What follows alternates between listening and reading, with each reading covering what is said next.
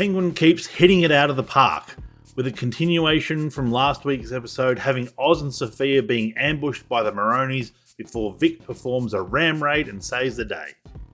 Such good writing in this episode, and again with the great performances. This week focusing on Kristen Milioti's Sophia and her relationship with her family, as well as her time at Arkham, with a little sprinkling of her backstory with Oswald Cobb. But let's stop beating around the bush and get on with the spoilers section for episode 4 of The Penguin. Hit that thumbs up button if you think Sophia is an amazing character. Drop a comment if you're more of an Oswald man. Rejoining the action at the end of last week's episode, Sophia survives the attack and calls her doctor, but not before witnessing Oz tell Victor to leave her behind. In episode 4 of The Penguin, we get Sophia's backstory in full colour. She's shown hosting galas for charities relating to women's causes. The media is hounding her for information on the women that have ended their service at the Iceberg Lounge, but Oz is there to ferry her away. They seem to have a pretty good relationship, although Sophia is a little annoyed that as a woman she won't be working her way up the Falcone ladder. Flashback to young Sophia playing hide and seek with Alberto and coming across her mother's hanging body. Great music during this scene with the discordant notes rising throughout, which is interrupted by her father Carmine asking how the luncheon went. I thought they had John Turturro back for the series, but by the time I realised it was Mark Strong, I was already accepting of him as Carmine. Great casting. Great setup in this scene with Carmine showing his disappointment in Alberto and notifying Sophia that he wants her to take over the family business. When Sophia asks about her mother's mental health, Carmine is very dismissive and attempts to guilt Sophia into dropping the subject, which she does by asking what he wants for his upcoming birthday. Sophia meets with a journalist who informs her that the women who have ended their employment at the Iceberg Lounge all had handprints around their necks and wounds consistent with defending themselves rather than leaving voluntarily. Another flashback to Sophia noticing the blood under her mother's nails and her father clumsily adjusting his glasses, showing claw marks in his hands. So it's clear Carmine is killing these women. Oz informs Sophia that it's not a good idea to be seen talking to the media in this business, but she puts him back in his box.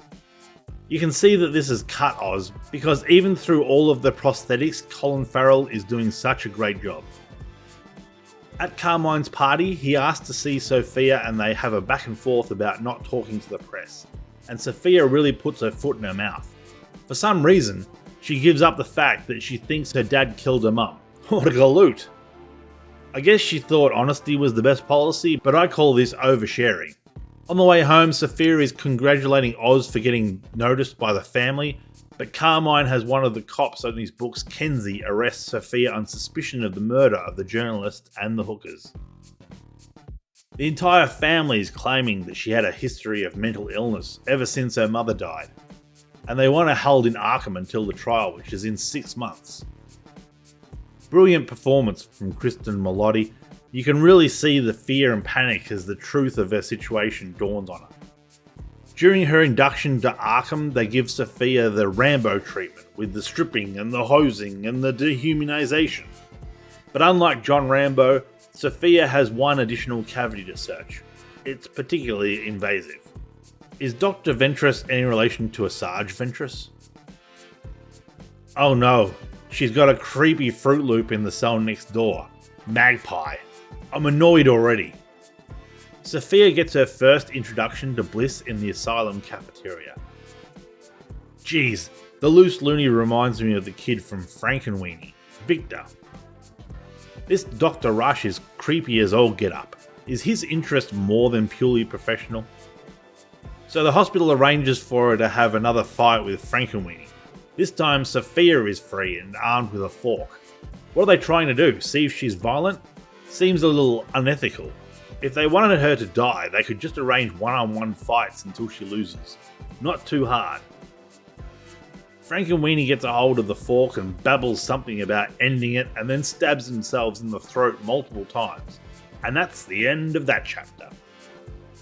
Sophia goes through a couple of rounds of electroshock therapy, which, if I'm not mistaken, is still used today in the treatment of schizophrenia.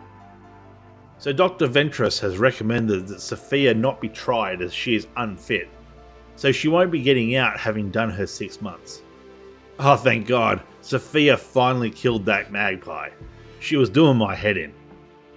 Now we're back in current day with Sophia having managed to escape the ambush from the Maronis and contact Dr. Rush. Sophia mirroring Oz's speech to Vic about how the world is messed up. In this case, Sophia is telling Dr. Rush that she's not the one who's sick, the world is. It's like pottery, it rhymes. Wow, what a killer scene. And a killer dress. Talk about getting things off your chest.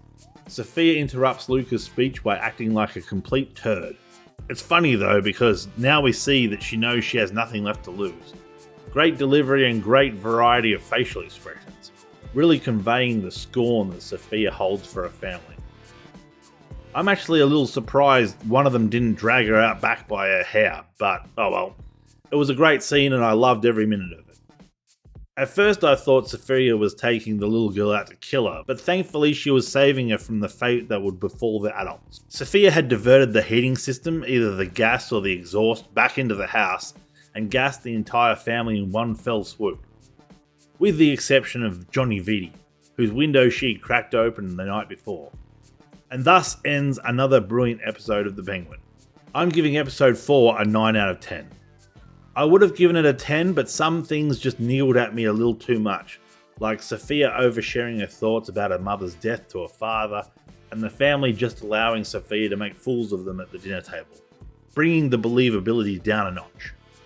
Also, I can't stand characters like Magpie, that goddamn voice. But besides that, we had a plot that makes sense, with characters responding accordingly and performing actions that are within their capabilities when the time arises. No superhero actions, no crazy left field responses to events, just good, honest, level-headed stimulus response chains. Sophia gassing the entire family feels justified after what they did to her and removes her biggest obstacle in her way to happiness, her family. I'm interested to see why she chose Johnny Vitti to remain. Maybe she has something special planned for him. Maybe she just needs someone to access the secret Swiss bank accounts. But it's a good spot to be in, wanting to see what happens next. Great performances, in particular from Kristen Milotti, especially the scene where they tell her that she'll be in Arkham for 6 months, and then the monologue at the dinner table. Chef's kiss. I can't wait to watch episode 5. Thanks for watching.